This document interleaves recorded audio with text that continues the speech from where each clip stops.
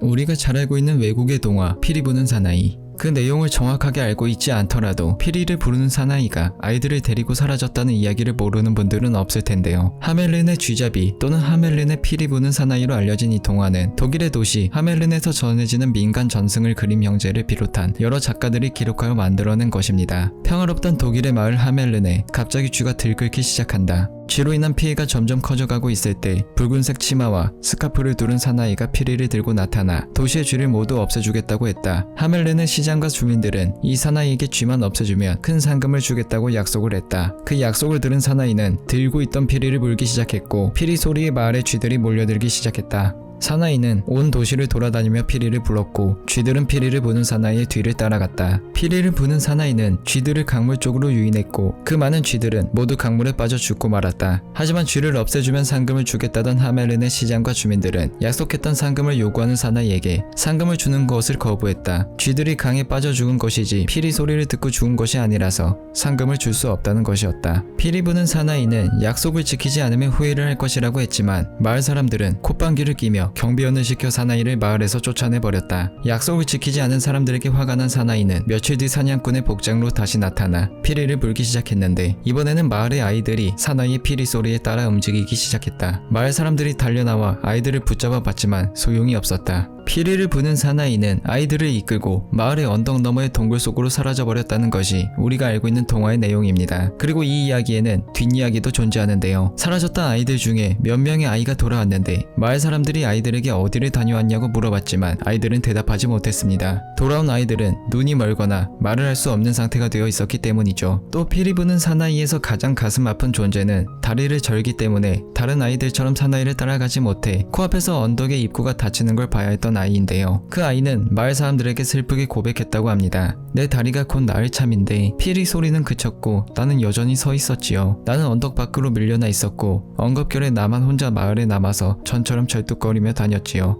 혼자서 남아버린 안타까운 아이, 그 아이가 봤던 언덕 너머의 장소는 어디였을까요? 그리고 돌아온 아이들은 과연 어디를 다녀온 것일까요?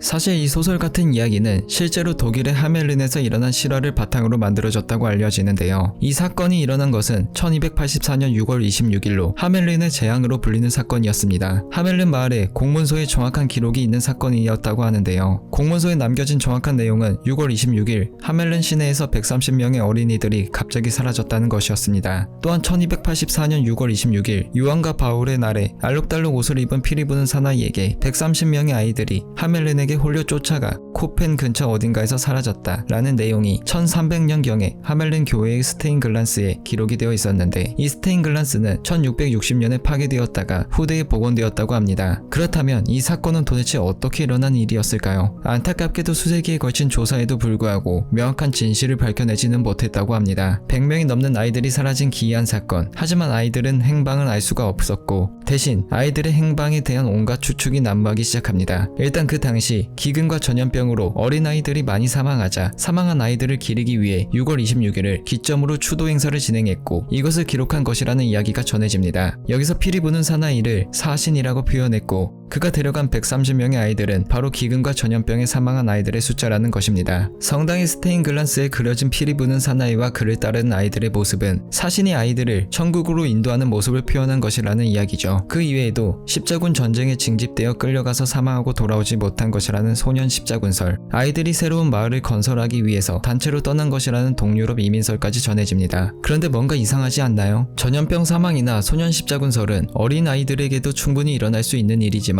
새로운 마을을 건설하기 위해서 집단으로 떠났다는 것이 아이들 눈높이에서 가능한 사건일까요? 사실 하멜른의 쥐잡이가 동화처럼 전해지면서 가장 크게 왜곡된 것은 바로 이 실종된 이들이 어린이가 아니라 사실은 젊은 청년들이었다는 이야기도 전해집니다. 그러니까 130명의 어린아이들이 아니라 젊은 청년들이 사라진 사건이었다는 것인데요. 그렇게 따지면 집단 사망한 것도 전쟁에 징집된 것도 젊은 청년들이 이민을 떠난 것까지 모든 이야기에 들어맞게 됩니다. 하지만 이 모든 이야기는 가설일 뿐 실제 그 청년들이 사라졌는지 어린 아이들이 사라졌는지도 알 수 없으며 그들이 어디로 사라졌는지도 아직까지도 알 수가 없습니다. 과연 이 이야기는 사실일까요?